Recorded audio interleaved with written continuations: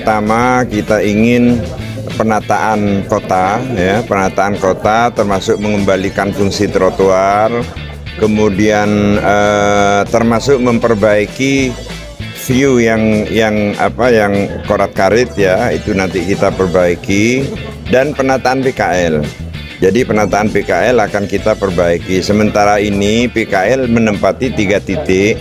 Pertama di Sahe Selera, kemudian kedua di Food Colony, kemudian ketiga di Sahe Rasa. Nah, saya pikir itu masih kurang. Wilayah Pamekasan bagian timur, Cemanis, itu belum tersentuh, sehingga nanti harus ada di wilayah-wilayah tertentu, sehingga dengan demikian masyarakat Pamekasan tidak terkonsentrasi pada satu titik pedagang kaki lima, ya.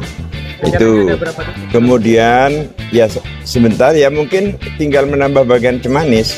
Jadi bagian Cemanis kemudian Nyalaran ke utara itu juga perlu, ya, sehingga dengan demikian semua PKL itu bisa terakomodasi semua, ya.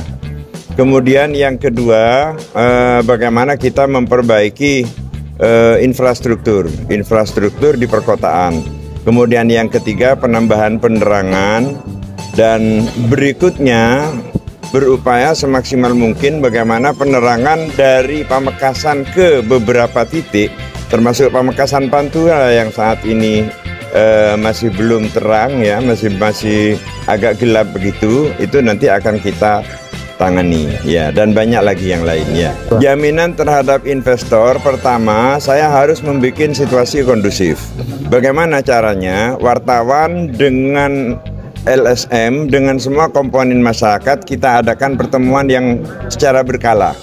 Jadi seperti pada pertama dulu ketika saya berada di Pendopo, sebulan sekali saya pasti ketemu dengan wartawan, jurnalis, kemudian sebulan sekali saya pasti ketemu dengan LSM. Saya berharap ketika sudah ada kesepahaman, ya, antara pemerintah dengan LSM, pemerintah dengan wartawan, itu saya berharap tidak terjadi miskomunikasi. Dan saya tetap pada komitmen awal bahwa saya akan menemui wartawan, menemui pendemo siapapun supaya masalah bisa segera selesai. Kemudian nanti ketika ada investasi mau masuk ke Pamekasan, jaminan saya pertama tidak akan ada hura-hura, ya, tidak akan ada demo dan lain sebagainya. Kemudian yang kedua, izin dipercepat. Kemudian yang ketiga yang terpenting, kita bikin MOU. Jadi MOU antara pemerintah dan investor, sehingga dengan demikian investor bisa masuk. Selain itu penyediaan tempat-tempat, ya. Salah satu contoh misalkan kita akan mengundang insan perhotelan untuk membangun hotel di Pamekasan. Jadi kalau sekarang Pak sudah ada 2 hotel yang representatif, yaitu hotel Odaita dan Azana Style.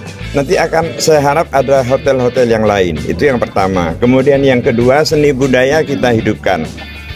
Sehingga dengan demikian masyarakat di luar Madura, di luar Pamekasan, dan utamanya di tingkat nasional, itu nanti bisa punya magnet untuk datang ke Pamekasan karena budaya kita hidupkan. Salah satu contoh seperti kerapan sapi, tidak pernah kami akan menyetop kerapan sapi. Cuman apa-apa yang kurang baik di situ kami akan mengatur kembali, ya. Saya kira itu.